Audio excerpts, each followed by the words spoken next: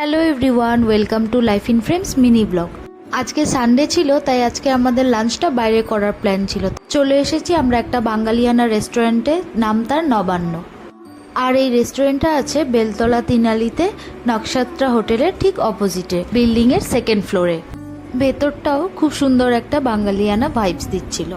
Order দেয়া হয়ে গেছে। স্টার্টার্সে দিয়েছি একটা ফিশ কবিরাজি। লাঞ্চ টাইম বলে স্টার্টার্সে আর বেশি কিছু নেইনি। চলে এসেছে আমাদের ফিশ কবিরাজি। চলো টেস্ট করে দেখা যাক খেতে কেমন হয়। অনেক দিন থেকেই এই রেস্টুরেন্টটাতে আসবো বলে ভেবে রেখেছিলাম, তাই আজকে যখন সুযোগ সুবিধা হলো আর চান্সটা মিস করিনি। বেশ টেস্টি ছিল ফিশ কবিরাজিটা। স্টার্টার্স ফিনিশ করার সঙ্গে সঙ্গেই মেন কোর্সটাও দিয়ে গেছে। আমরা অর্ডার করেছিলাম 3 জনের জন্য 3টে ভেজ থালি।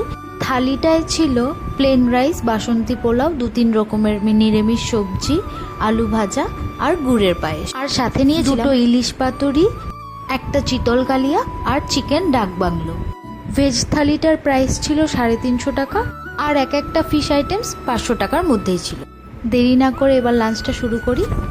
ইলিশ পাতুরিটা চোখের সামনে দেখে আর লোভ সামলাতে পারছিলাম না। দাঁড়াও, এটা একবার খেয়ে দেখি কেমন হয়েছে। কলা পাতাটা খোলার সাথে সাথে এত সুন্দর একটা সেন্ট আসছিল, খেতেও খুব ভালো লাগছিল। নুনটা একটু কম ছিল বলে আমি একটু নুন মিশিয়ে নিয়েছিলাম। ওর কাছে একবার শুনি চিতল কালিয়াটা কেমন লাগছে। খাওয়ায় এত মগ্ন যে রিয়াকশন দিয়ে বুঝিয়ে দিল ভালোই ছিল। এবার আসি বাসন্তী পোলাওয়ের কথায়। বাসন্তী পোলাওটা জাস্ট অসম ছিল খেতে, আর সাথে চিকেনটাও হয়ে গেছে খাওয়া দাওয়া। তোমরাও একদিন সময় করে চলে এসো। স্টার্টার্সের ফিশ কবিরাজিটা কিন্তু মিস করো না। ভিডিওটা ভালো লাগলে অবশ্যই লাইক করে দিও। Bye bye.